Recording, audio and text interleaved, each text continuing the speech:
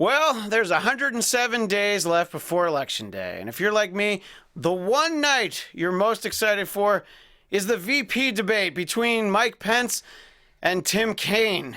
It'll be like a stop-motion animation of a fight between a bowl of vanilla ice cream and a bowl of vanilla bean ice cream. Trump vs. Hillary starts now! You're tuning into the destination for TV superfan discussion, AfterBuzz TV. And now, let the buzz begin! Oh, that's right. This is for you, Chelsea. Burn, baby, burn! Feel the burn! But it's also a disco inferno here. On night 4 of Trump versus Hillary, very exciting to be here. Very excited to be here. I'm Christian Bladt at Christian DNZ. To my left, camera right, Chelsea Galicia. Say hi, Chelsea. Hi. Only if you want to. You don't have to. I didn't mean to, especially since the theme tonight was all, women and women empowerment. I didn't mean to say you have to say hi. If you want to say hi, you can. Thank you for the opportunity to say hello to Thank our you for viewers. saying hello to the audience. Next to her is Scott Moore at SMan80. Hey guys.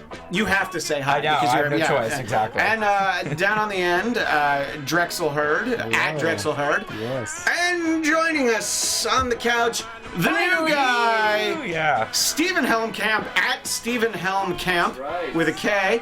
Right. Welcome to sort of the panel, but the couch panel. We appreciate you being here. I got the boot. New guy gets the boot. New guy gets the boot. Or the throne. And Right. in the chat room in the days leading up to this, I was like, don't worry, we've got a conservative, we've got a Trump guy. Well, you're more of an independent, not Hillary guy. But you're not ruling out Trump. So to some people, that makes you the devil. The worst enemy on the face of the planet. Yeah. But so you're someone considering voting for Trump. So I have two very important questions for you. I feel like I know the answers. You're not a moron, I assume, and you're not a racist. So right there, that's going to surprise people. He's got great teeth. By the way, you do have great teeth. Yeah. Anyway, the show's Twitter, by the way. Anyway, welcome. We're happy to have you here, Stephen. And, we'll alternate. We're not going to stick that guy on the couch every night. So, you'll get to be up at the big desk. We'll see how it goes. Right. We'll see how it goes tonight. That's a great point. So the show's Twitter is at TrumpHillary16. Follow us there, like us on YouTube, and the chat. Like 20 minutes before the show even was supposed to start, people were already carrying on in the chat and YouTube. So I'll try to look in there and share some of your comments. But you guys seem to be having your own show, which I would watch if I could, but we're busy doing this show. And don't forget to comment and rate us on iTunes. So when last we left Trump versus Hillary, we were hypothesizing possible VP candidates for Hillary Clinton. I think there was an overwhelming feeling that Tim Kaine was likely, but I threw a Cory Booker in there. There were a few like, oh, maybe Elizabeth Warren. No, it was Tim Kaine. And I'll start with Drexel. Your thoughts on that pick and what it brings to the ticket? I thought Tim Kaine was a perfect choice for Hillary. I think part of what gets lost in a campaign is actual governing. And at the end of the day, you want a vice presidential candidate who can step into the role of the president. Tim Kaine has been a mayor, he's been a congressman, he's been a governor, he's been a senator, he has executive experience, he understands how to legislate, he understands the issues, he is well versed in foreign policy, having been on on the Senate Foreign Relations Committee and the Committee on the Budget. So he just overwhelmingly was a perfect choice for Hillary Clinton, who wanted a person who could step into the role. And at the end of the day, that's all that should matter. Because sometimes, far too often, we make emotional choices, and she made the first biggest choice of her presidency. And you feel like she passed that test with flying colors. Absolutely. Scott, do you agree that the Tim Kaine choice was a good one? Do you feel like there was someone that could have done better, or do you feel like she's done the right thing? Yeah, I mean, I think we could have said, she could have picked the sexier choice and the more exciting choice or the more progressive choice. But I think he's a good, solid person for her. And at the end of the day, I think it was probably someone that she got along with. Because we do talk about the governing, we do talk about stepping in and being able to be president if you had to. But it also is someone that she's going to be able to get along with. So this is someone she's going to have to work with closely for the next 4 years. And do they have a good connection?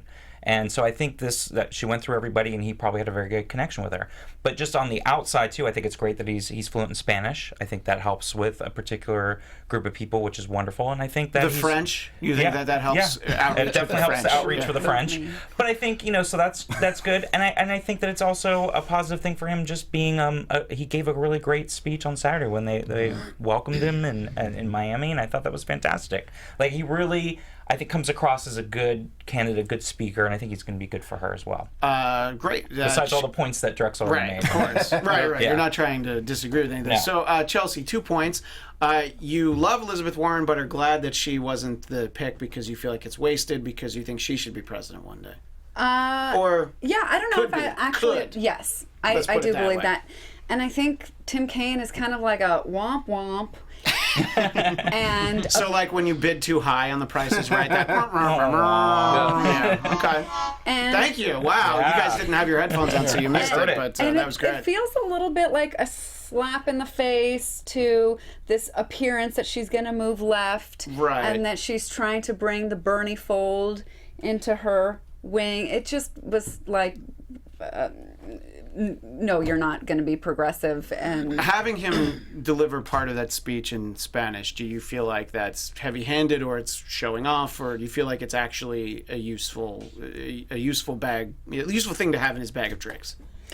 I'm sure some people will fall for it. I think a lot And I of people totally will respect for it. Yeah, I being think able to Stephen's speak for it. Spanish. I love it. I think it's great, but the real issue for me in this campaign is ending the corruption, is the progressive policies, and it doesn't seem like he's a progressive guy, really. Right, but I think you would feel like Hillary is probably not someone that's that invested in ending corruption because of her own hand in it, so she's probably not going to be. Just Thank my you. assumptions from my conversations with you. Well, I don't know. I feel like Well she's made said. so Yeah, much Stephen. money. She's made so much money nowadays from her corruption. Does she really need all that more? Look, Maybe she's Does coming Trump around. need all that more? Do all the CEOs of big But he's companies not bought. need more? I mean, he's made his own money. Well, yeah. now he is. Did you see that Super PAC ad that ran during the convention tonight? I didn't, because I watched it on C-SPAN, so I didn't see any commercials. I didn't see that one. Yeah. No. What was the I heard commercial? about it. Or, I mean, just something about It it. looked like something that was produced in the 80s. It was bizarre. Like much of Trump's business produced Like in the 80s. entire convention last yeah, week. it actually, Right. I would have thought, a Trump commercial would have had like gold and like spotlights and all. But it was, subdued and really weird. Yeah. But I guess Here's the thing That's that it. I think everybody kind of forgets. Tim Kaine was a great. Hillary Clinton, for the progressives, has shifted her policy to align with her policy, not the Democratic platform. Democratic platform has shifted Oh, yeah, significantly, absolutely. but her specific policies.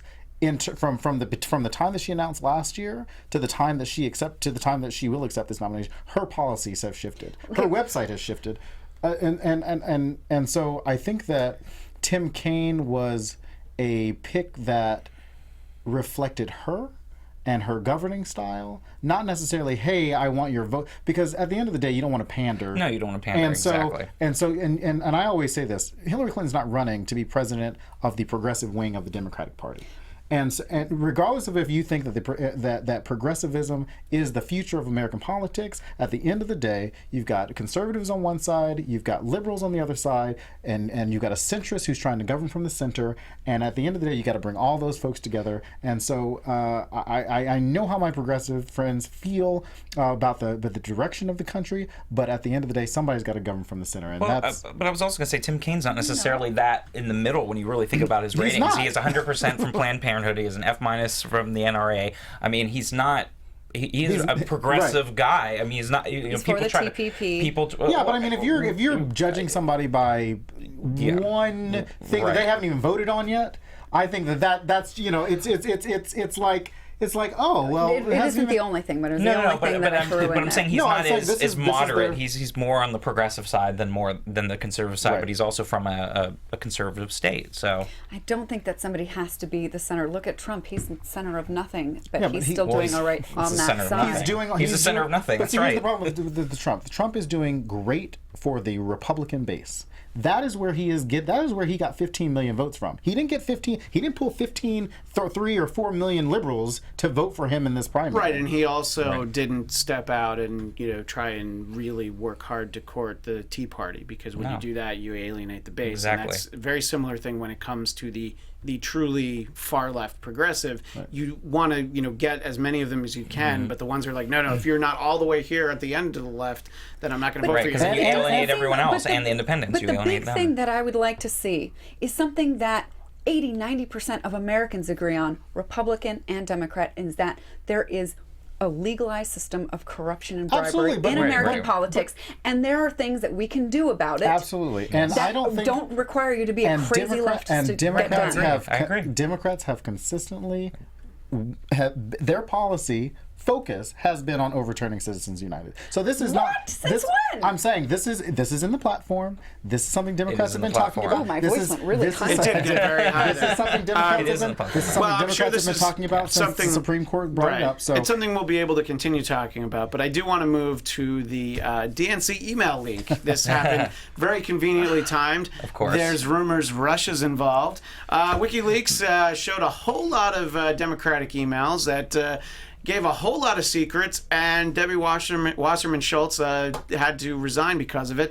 Stephen, were you surprised that not that there was a concerted effort to keep Bernie Because from it's getting the such a nomination, safe but that they assumption. were Yeah, right. dumb enough to put it in email where it could be traced back to them?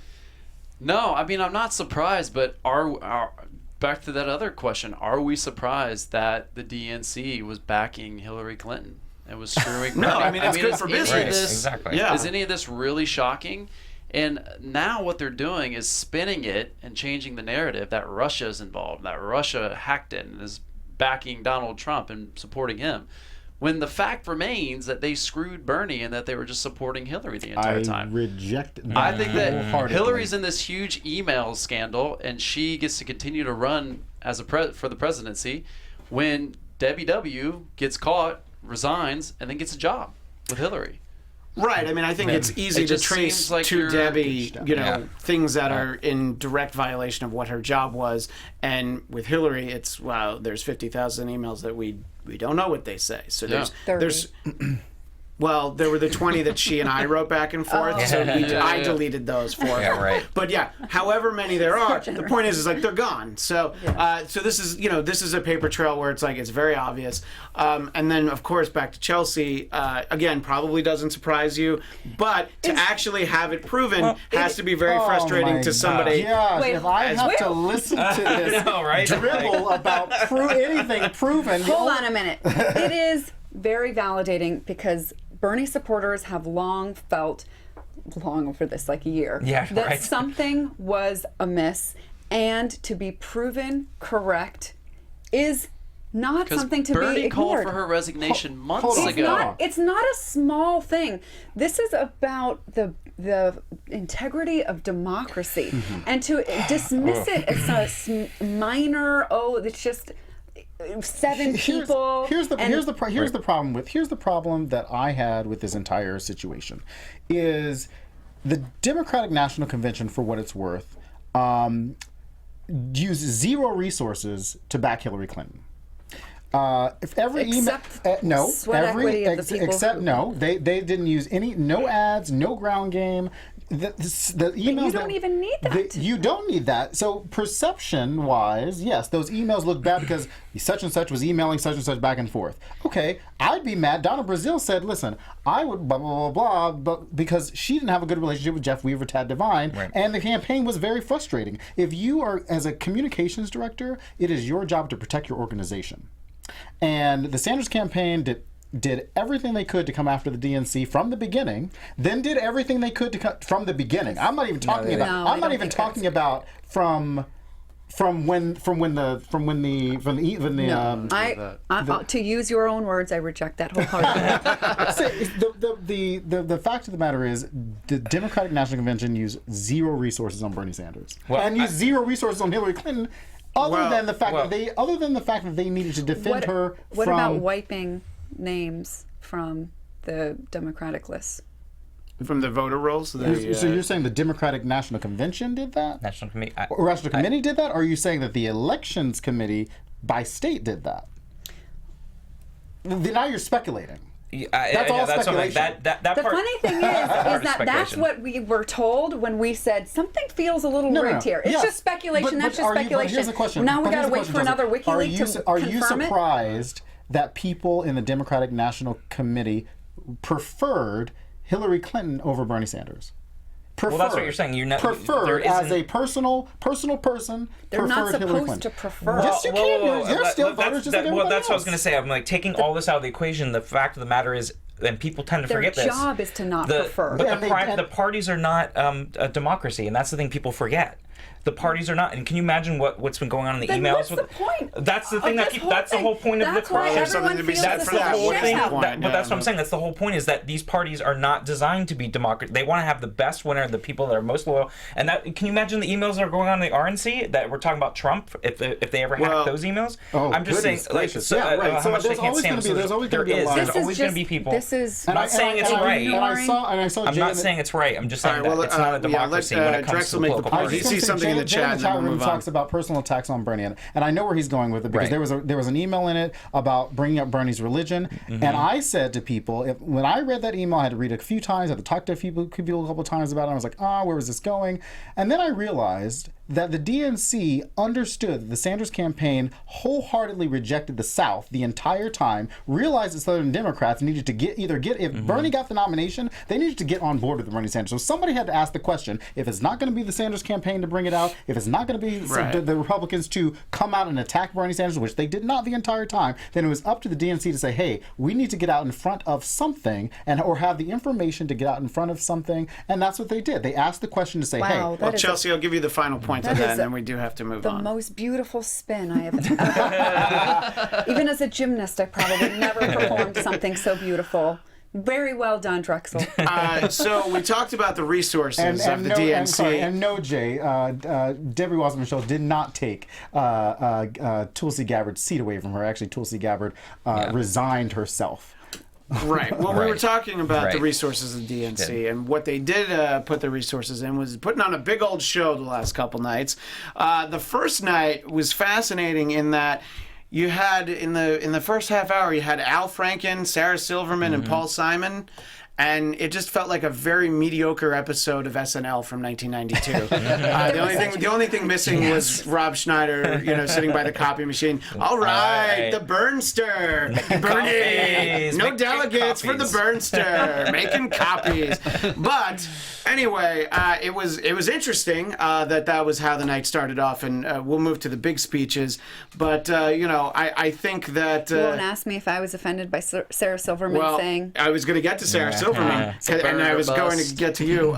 Before we get to the burner bust, though, her speech was very significant because for the first time in a major party speech, someone dropped a Baba Booey, and so now that will be the moment forever throughout history. We can only hope we get to hit him with a hind before too long, maybe by Thursday night. But she did specifically say to the Bernie or Bust people, you're being ridiculous, which led to booing on the floor. And, they weren't booing before she said that. I don't think that they were happy, but she gave them an opportunity to speak their mind. So, Chelsea, how did you feel about Sarah Silverman asking that very specific question? Well, it wasn't even a question. It was a statement that you're being ridiculous. Yeah. And she's a comedian, and I get the effect of going that way. But nobody has ever changed position by being invalidated or insulted. And I don't think that it really went over well with the Bernie supporters. I think the reason why the Bernie supporters were not as disruptive as some people were thinking they might be is because Bernie himself sent out an email asking people to be respectful and not boo. What are you shaking I your know, head I at know. me for? I'm saying I don't think that was the reason though. I think that earlier in the day when he addressed them outside, they let off a lot of steam, and I think eventually by the time that he sent that email inside the hall, that steam had started to let out. Oh no, there was No, I'm saying they got a lot. Could have lasted. I'm saying they got a lot out by booing him earlier in the day while he was talking about Hillary Clinton. So that gave them an opportunity. I do think that there were plenty of people. We saw the cutaways of the crowd that they couldn't be angry because they were too busy crying. Which look, I'm very passionate. I'm just saying there were so many people, wide age ranges. I'm like, he's just on stage. He hasn't spoken yet. He's just a guy. He's a senator from Vermont. It's But not that's about not. the guy. It's not Justin Bieber. Bernie Justin supporters Bieber, are I'd the understand most crying. Go ahead, Stephen. passionate supporters No, I think obviously, we've I know. seen in this race. They Right, really yeah. are. Yes. And then especially right after all the WikiLeaks emails from the DNC coming out and the feeling that, okay, my candidate got screwed, and now my candidate is up there selling out, telling me to vote for Hillary. I wasn't surprised by boos, and then when Sarah I don't know Silverman if the says tears that, were for the selling out. I felt nearly moved to tears because the message just resonated so powerfully with me, and there was such an awesome gathering of people who felt so passionately, and there was a lot that was accomplished, and just this. You can't let go of this vision for America that he had painted so there's nicely new for us. dialogue And I- on the forefront.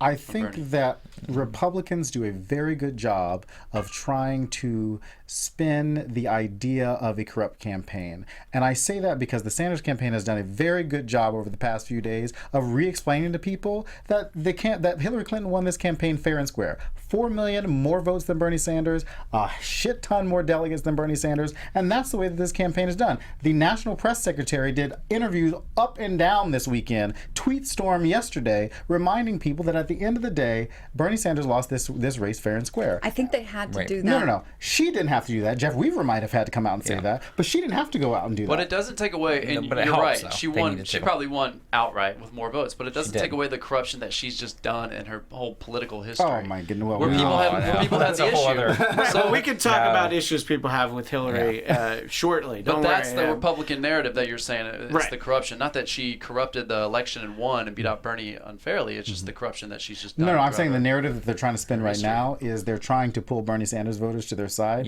by spinning this idea that the election was somehow stolen from them. Get over it. To the Bernie speech in particular, Scott, did you have any specific thoughts as to what Bernie had to say, how well it was received in that room? My only thing was I think it was really hard for him being able to give that full throttled support, and I felt that it was hard for him to do that. He knew that there was a microphone in front of him, right? He didn't have to yell like that the whole time. I mean, is it just helping? Is it just helping the Larry David impression that he continues to do that's that? what friends were joking about. They're like, "Wow, what if Larry David just had walked out instead?" I mean, if he hadn't shown, they could have just brought Larry out, sure. But I mean, that was the thing I noticed with him. It was a good speech, but I noticed to me it still felt like he struggled to be able to give the support. And I can understand all the passion, all the effort that he's put into this. Yeah, I mean, I'm to be able sure to do it's that. heartbreaking to come to that realization. Yeah. But then also, that, like, well, if, he's not interested in being a third-party candidate, and if he doesn't give his endorsement, that's only going to help Trump. Of And course. I'm sure that, everything that he said he thought about Hillary was all true. But I don't think he's comfortable with Donald Trump having the keys to the castle. No, not at all. But which is that's much all- smaller than his own actual castle. Exactly. But that's what I noticed is it just felt like it was still very difficult for him, even at that point, to be able to give his kind of full throttle support. But I thought the speech overall was typical Bernie, and I loved it, and you could see everyone was very passionate that were supporters of his in the hall. So absolutely. Stephen, your thoughts on what Bernie had to say, and we'll move on to Elizabeth Warren as well. So, sort of your thoughts on both of them, sort of the way that they presented. I thought Bernie all along. I mean, he's hitting a lot of great points. I thought he's bringing a lot of new dialogue to the forefront. I liked Bernie. I really do.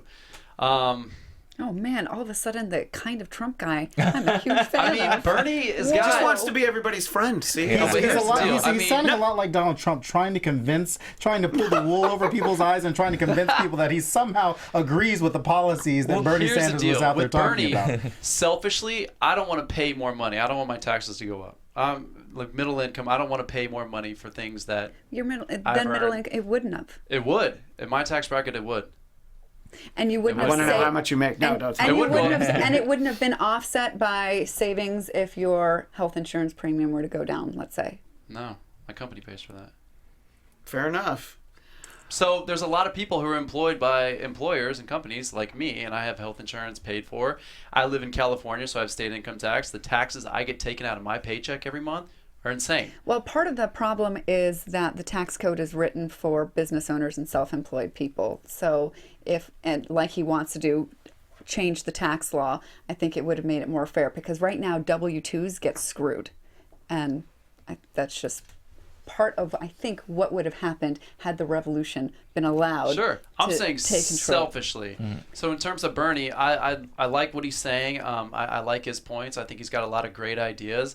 I think that he held out on his endorsement because he wanted to make sure Hillary was going to be in check and somewhat in line with what where he was going with. And Well, I mean, it was a negotiation. There were things he wanted on the platform. Right, of course, There's some absolutely. kind of Politics is involvement. always- That's So, yeah, but- exactly. It yeah. always is. But yeah, I mean, Yes. obviously, there was no reason that it benefited him to rush to endorse. No, her. absolutely. Yeah, there's no 100%. reason for him to Yeah, do that. But to and see he him shouldn't up have. there supporting Mrs. Clinton is just kind of like, Well, that's how a lot Burn. of those people felt. You Not know? feeling That's how the a lot of burn people felt anymore. in 07 with Hillary Clinton supporters. I Right, mean, yeah, I was with I was Clinton I was an Obama supporter, and so I was for the too. life of me, could not understand why the Hillary supporters were acting a certain way. And so, on some levels, I understand, but at a certain, on the other hand, Hillary Clinton supporters became quite a bit more. Useful later on when it came to It did, but pushing I think Barack Obama. it all comes down to, like we were talking about, it's emotional too. So when you have an emotional tie to a candidate, it makes it very difficult to somehow then take that and place it with someone else. Yeah. And it's not just the regardless. candidate, it was and every- and the things that they stand for, and Well, all those things can be very difficult to translate. To that being more than the candidate, I do want to talk about Elizabeth Warren. Mm-hmm. And while she was speaking, people started chanting, "We trusted you." Mm-hmm. So they feel like she sold out, and they feel like Bernie sold out. But at the end of the day, I mean, well, Elizabeth Warren's case, she's an actual Democrat. Bernie Mm-hmm. decided to become a Democrat recently, and What does ultimately, I'm glad you No, said but it. I'm just glad saying. you said it, not me. What that is like they want to, so Elizabeth Warren is in the business of the Democratic candidate getting elected, whether or not Hillary was her choice.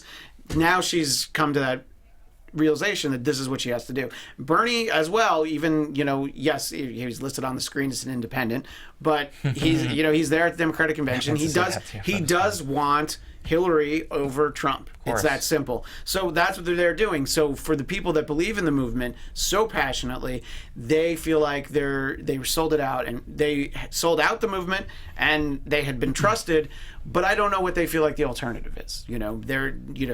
These people are not running. They're not going to be on the ballot in November. You might want to vote for Gary Johnson, like some people are considering. But let's hear more. Yeah, We haven't heard squat. Well, he needs to. I don't know. 15% He's got to before he pull gets 15%. 15%. And But the according to media some, says, a third-party candidate. They don't even say his name. right. His name doesn't even make the. Well, the if he gets 15%, Jill they'll say his Stein name. popped up on MSNBC a couple times did? today. Jill Stein was at the DNC. Oh yeah, this she week. is. She's getting herself out. Right. So I think Trolling it's herself out there right now. I don't think Republicans are going to let Gary Johnson because he will take votes from Donald Trump. course, So I don't yeah. think Republicans are going to let. Yeah, I mean, he's don't gonna want him. he's get gonna any yeah, kind of. No. Don't It's- you think some Bernie supporters Not at all. might go to Gary? Not at all. Not at all. No, They I will- do. No, I do think that there will be some. but- I think you'll have some. I mean, Absolutely. it's like the argument is in '92, Ross Perot Right. cost H.W. Bush the election. Right. It's not like there's no Democrats that voted for Perot though. It's a course. similar It is. mentality. It's like, oh, it's another guy. I like that there's another guy, that he's not the R or the D next to his name. And some people won't even care what he believes. No, It'll come down to but that. some people will on the social side because of libertarianism, and then some people on the Republican side will vote for him too. But yes, there'll be more Trump. At the end or of the Republican day, voters. Republicans that don't want Gary Johnson on this debate stage. Yeah. And Democrats, who certainly don't want Gary Johnson on this debate stage, will paint Gary Johnson as a two-term Republican governor, because that's what he is. That's what he is. At the And end- his vice at the presidential and his vice candidate presidential is a Republican At the end of the former day, they governor. are Republicans in libertarian clothing. Their policies have always been there. That's what they believe. Well, Libertarians is a branch of the Republican And side at the end of the anyways. day, if I were Democrats and I didn't want either of them, I would say you've got 4 Republicans running against 2 Democrats, and that's what it will come down. That is the narrative that it will come down to. So as we go to our next topic, it'll seem like I'm asking this for, an obvious reason that I'm not. I actually know, Drexel, you tweeted about how moved you were by Cory Booker's speech. So I'm not like, oh, I know who I need to ask about Cory Booker's speech, but I saw you writing about it, so I wanted to start with this. But the people just listening on iTunes are like, what's he talking about? But anyway, so give us your thoughts on what he had to say, which I thought was a great speech. I thought Cory Booker gave an Obama 04 speech. Absolutely. It was a keynote speech on the first night, Yeah. which does not happen normally. He hit the points on love, on bullies, on policy. He hit every key policy point that Democrats have put in their platform and that they will champion, whether or not it's from the Bernie Sanders campaign, whether or not it's from the Clinton campaign, on equal pay, debt-free college, paid family leave, true religious freedom, which Republicans don't quite understand what that means, religious freedom. I think what I wrote down, he said, we can't devolve into a nation where our highest aspiration is that we just tolerate each other. We're not going to be we are not called to be a nation of tolerance. We're called to be a nation of love. And I think that completely offset everything that we saw from every day last week. The inclusiveness of day one was everything that the 4 days of the Republican convention was not. Go ahead, Chelsea. I loved the passion about it, but then he weaved in Hillary Clinton and my stomach became... So really, that's what it comes down to at the end of the day. It's like you're okay going to this restaurant, the DNC convention, but then when the food comes out, you're like, no, I can't eat it. Yeah. I just sit in this chair and it's kind of nice company. I wish I was more excited. I would love to, in 20, 30 years, say, like, I proudly supported the first woman president. I just can't get that excited. My stomach does Not this. yet. Maybe you will afterwards. I'm When she's working on it. going through her Drexel smiled right into his camera. He's like, I'm working. It gets more nauseous when I hear the other guy, but I'm gonna stop. He who shall not be named. But I was going to say, I totally agree with you 100%. It's not, Drexel, it was definitely like a passionate, he's like a lot of the politicians that can weave the facts with storytelling, and it was definitely Obama-esque, and I see a bright future for him, for sure. And we talked at the beginning, right before we came in the panel, we were talking about Bernie Sanders, and look, I respect Bernie Sanders 100%, and I said this on my show earlier today, and obviously we appreciate everything that he brought to the campaign. But if the Bernie Sanders message had come from Cory Booker would be accepting the nomination. I agree. I agree too. I do agree.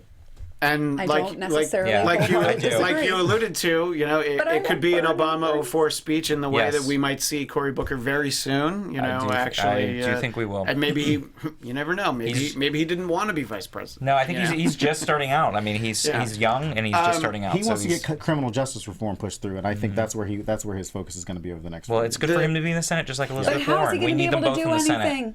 This is the problem. If he can't do anything under Obama, how is he going to do anything under Well, I Clinton? think, again, that's part of the reason why Democrats got to win back the Senate. They So that do. means you got to register to vote. That's and right. vote Which for we can talk about Democrats. all that after the Yes. conventions. We'll have plenty of time. Michelle Obama gave a great speech that night. I almost cried. You almost cried. I did. Was there I a specific did. moment that made you almost cry? When Michelle Obama almost started crying, Okay. I almost started crying because she talked about her daughters, and I think what Was it the playing on the lawn with the That- dogs, I mean, that really, house built by slaves? it was that whole story of a generation to people who lashed out of bondage. I mean, only Michelle Obama can really paint that picture well enough for people. I love it when she said, "When they go low, we go high." But she also made a very important case for Hillary Clinton on a trust issue with your kids. And she said, I trust Hillary Clinton with my daughters. And that will speak to women or families who have daughters out there who want somebody who is going to be that champion. And Michelle Obama really painted that picture pretty clear, the stark contrast between Republicans and what Hillary Clinton's going to be offering. And her speech was just very just positive, and it was a great start to the week because of what we saw last week with the doom and gloom and fear-mongering, and she's just a breath of fresh air, and she's still is one of the best speakers out there. So I loved her passion. But didn't you guys she's think gorgeous. Ivanka Trump had a similar speech, painting that picture at home, telling stories about what So her you're father... saying Ivanka's... You're saying that Mrs. Obama plagiarized Ivanka? Ivanka was the first lady right now. Was it Ivanka? You mean Ivanka? Ivanka. It should be, but not Melania. Yeah, Melania. And Trump may want Ivanka as the first. Anyways, wasn't Ivanka telling those stories about her dad doing those nice deeds behind closed doors? Isn't that the same thing? Yes, that but Chelsea Clinton will do?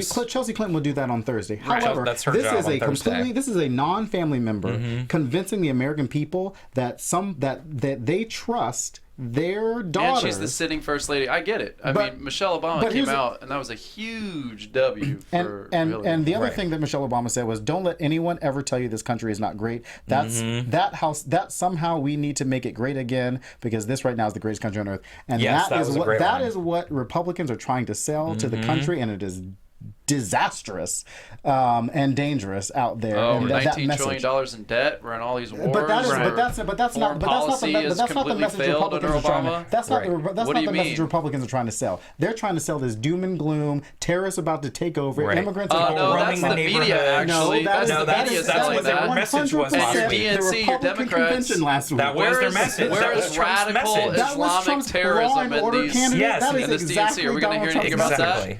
He was talking about He's not talking about going around overspending this, and crowd. He's not talking about that. He's talking about doom and gloom. Hey, these immigrants from Mexico are going to come over. He started the campaign speech out like that, and he accepted the nomination just like that. That's the fact of the matter. Not that they're going to come over. Well, the real fact of the matter is we don't have a lot of time We've left. made this place better, David. That's right. You're welcome. Yes. Thank you. We'll move it to tonight, and the big speech tonight was Bill Clinton, and specifically in terms of the speech, Chelsea, what did you think of what former President Bill Clinton had to say? I was like, oh man, this Hillary sounds really great. Have you not met her yet? If only she hadn't eventually sold out. But it was a really impressive story of her history. It was great how he told the story of him having to chase her down and ask her to marry him several times. Yeah, a story about Bill Clinton chasing down a woman sounds that's so crazy unusual. Crazy talk. I've got 17 of them on Google. Right, well, we'll get to that in a second. But I think it was sweet about how, because it's always been sort of like Bill Clinton and Hillary, but it looks like the picture he painted was that like Hillary was the one first on the front line, making all these choices to be out there and helping different communities or the disabled or minorities in housing. And so he kind of, I don't know, true or not, but made her, it seem like she, of the two of them, is actually the more qualified, the more experienced, the more loving of the people. And he said that. He said that people said that she would have been a better candidate. And this whole thing about, she's the biggest change or the best change maker that he's ever seen. I wish he had just met Bernie, and then maybe he would...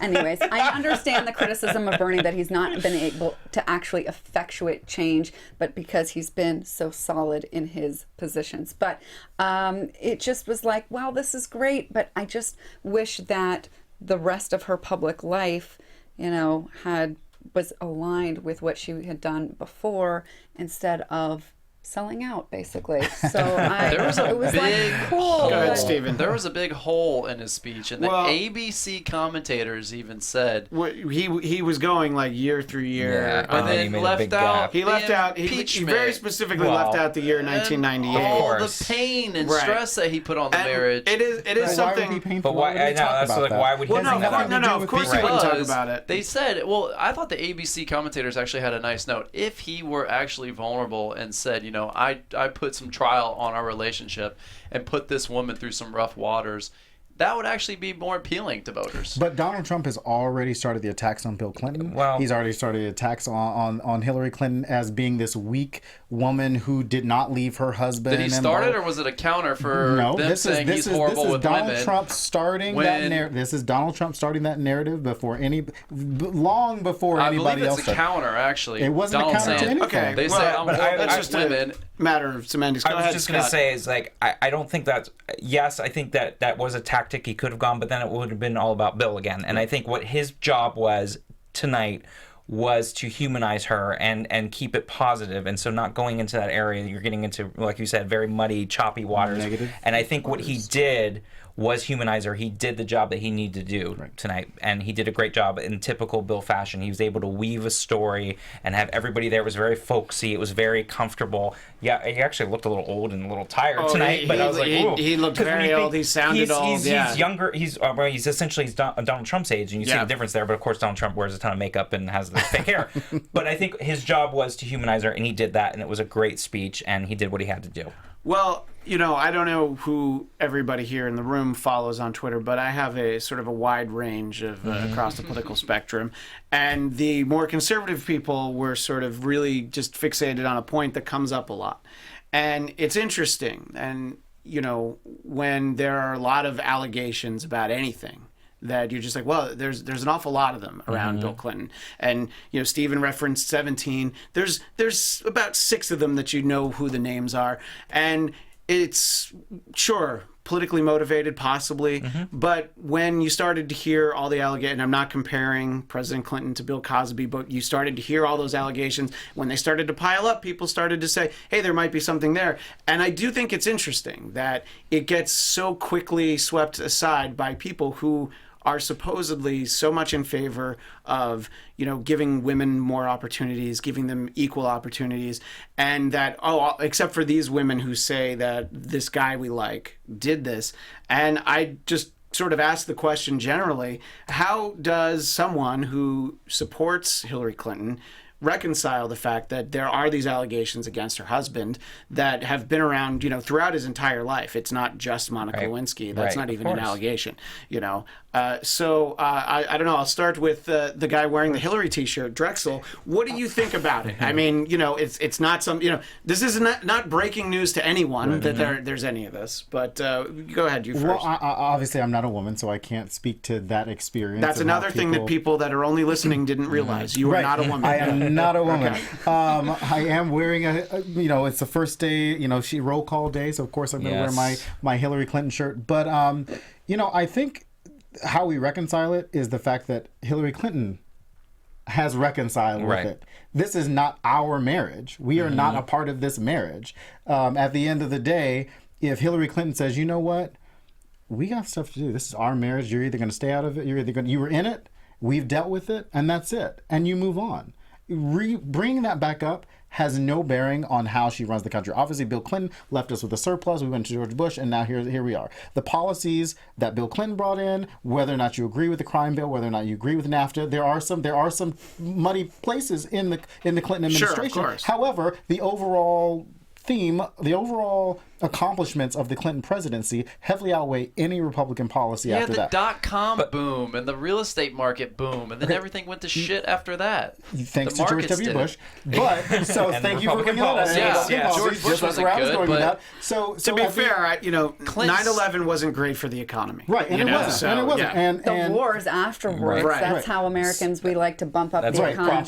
And bring it back in down, trickle-down economics and messing up education. So there's a lot of problems with the Bush administration other than 9/11. Agreed. But at the same time, Hillary Clinton, part of the reason why it probably didn't come up is because Hillary Clinton doesn't want to talk about it. This is not about... She doesn't want to talk about it. Because they're stronger together.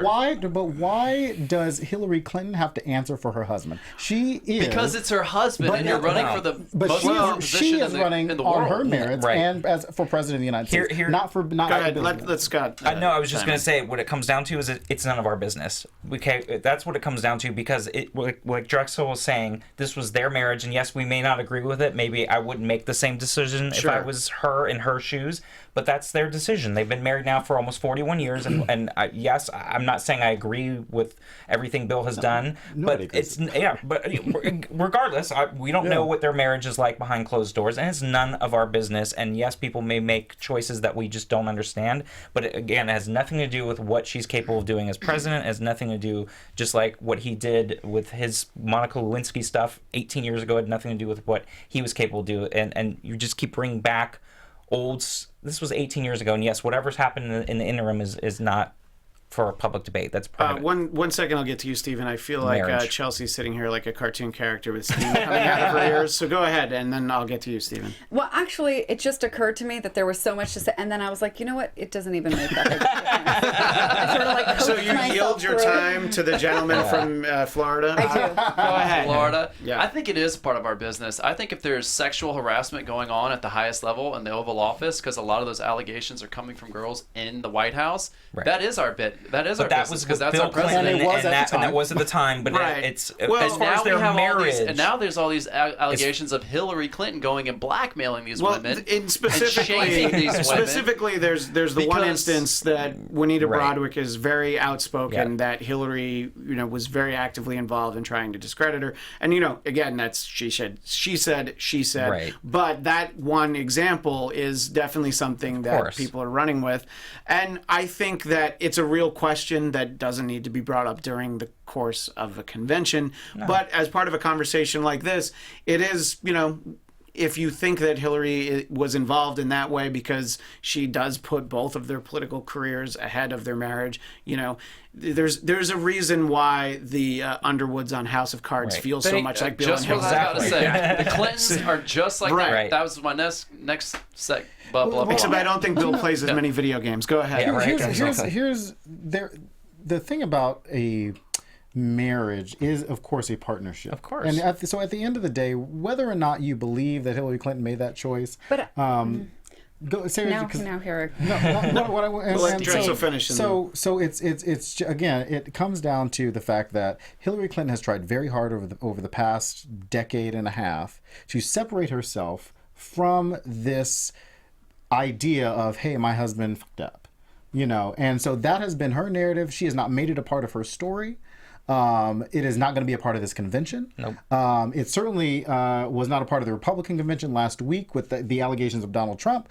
And nobody's brought that up. And Democrats certainly are not going to be bringing that up because then that would bring up the Bill Clinton story. So it's not going to be something that Democrats are going to be focused on tomorrow. Mm-hmm. And that is the focus of this convention. Right. That is the point we've heard a lot in the first 2 days is, the sort of almost beating us over the head with what are we going to leave for our children and our grandchildren, or in Bernie's case, great-grandchildren. Chelsea, was there something specific you wanted to get in? Just very quickly. Yeah. I understand the whole, it's their marriage, it's none of our business, and I also understand that this is, what do we say about a woman who doesn't take a stand for other women who are coming forward with allegations? Exactly. So I understand that. I think I don't know what happened specifically. I mean, these women came forward and there was police investigation, it didn't go anywhere. Of course not. They're the Clintons. Right. But the problem is that there's not one or two. There's 6 or 17 or whatever. Well, then I guess in time, like Bill Cosby, we'll find out the truth. And it all comes back around to Cosby. With the Clintons. Yeah. Anyway, we are out of time. We really gave the short shrift tonight too, but there 3 more minutes. Right, but the wrap up. Do you have something that you wanted to make sure you got to in there? Oh man, I feel like there's so much. Well, then Steve, the new guy, go ahead. Where is the radical Islamic terrorism talk? I'm glad you mentioned it actually, because I wanted to call attention that I don't know who had in the pool, any conservatives who had in the pool tonight, night 2 at 9:20 p.m. There was a congressman from New York who made the first mention of ISIS. In the course of so it was Representative Joseph Crowley, 921. Oh, that's right. Yes. He mentioned ISIS. It was the first thing because they had said, "Hey, there was no mention of ISIS." Now it was the only mention of ISIS. It was the only mention. But there was one. There's a bigger war on weather than terrorism. Here's the thing. Here's the part of the What do you here's part of the mean, reason climate why climate change. Climate change. Yeah. Which can be something we talk Which is about. actually Right. more Which- dangerous and It will is. kill more people Which than I, think, ISIS will. which I think the new term is climate justice, because I think that's a much better term. Climate Climate justice? justice. Which All is a right, much I'm better- writing this you down. might- We you can't might- talk you about might be that hearing tonight. over the next few weeks. Wow. However, Democrats have floored Republicans when it comes to foreign policy. They have stolen foreign policy from Republicans. absolutely. Whether or not you believe in the Obama foreign policy, Democrats have stolen that mantle from them. What do you mean? In terms of protecting America. There has been no attack on American soil, and we talked about it last week, from the outside world. It's all been domestic terrorism. So this idea that Democrats need to now focus on foreign policy, they don't need to do that, because right now a majority of the country is worried about what's happening domestically. And if we really wanted to focus on what's killing more Americans, we would have talked more about the heroin epidemic Right. in Yeah. this which Oh, they country. did yes. night one. Right, but- if you were watching With night the- one. They did touch on They it. I'm touched saying on they it. touched on it. But Yes. But for they, it's like 30,000 Absolutely. And gun control and gun violence, which is what you said is a much bigger issue right, and now you can't than what's pack, going obviously on. there's only 4 days, so you can only pack so much in. But right now, Democrats are focused on domestic issues, and at the end of the day, we know that Hillary Clinton has the foreign policy chops to Domestic handle it. issues when domestic terrorisms are claiming ISIS are claiming they Yeah, claim but anybody Orlando. can say- Anyone anybody can claim anything. Claim No, San that was Bernardino. even, there was no connection to that in Orlando, No, but which, by the way, they, there's they that repudiated one in particular. But I mean, the brothers at the even- Boston bombing, they were radicalized, overseas. So there's, to Stephen's point, it is a concern. And hashtag climate justice, by the way, is what the Stephen in the booth put up there. Right. So it is something that I think for moderate voters who, look, there are definitely people, as hard as it might be for people to believe if they're, anti-Trump or anti-Hillary, there are people who might vote for one or the other. That is an issue that is important with a lot of people, as Stephen raises the point. So we'll see if we hear more about it I think in the nights ahead. tomorrow night is leadership you can count on, and Okay. security issues Yes. probably will be at the one of the at the forefront of Is night. Tim I Kaine hope speaking so. tomorrow He night? is. He is speaking All right, with so Barack if- Obama and Joe the Biden. Vice President Joe So Biden. yeah, That night. so Obama and Biden, that'll be good. I hope Yep. Tim Kaine's not last, because we need to stay awake. The show will be at 10 He's a p.m. good speaker. 10 He's a good p.m. speaker. tomorrow night. Yes. We will be here. So for myself, Christian Bladt at Christian DMZ, Drexel Heard at Drexel Heard, Chelsea Galicia at Chelsea Galicia, Scott Moore at SMan80, Stephen Helmkamp, you're just at Stephen Helmkamp. And finally, my son Felix had his first birthday today, and I know he's watching. He's still up. Stayed Happy up late. birthday, Felix. It's his birthday. He stayed up late. Exactly. We'll see you guys tomorrow night. Bye. All right.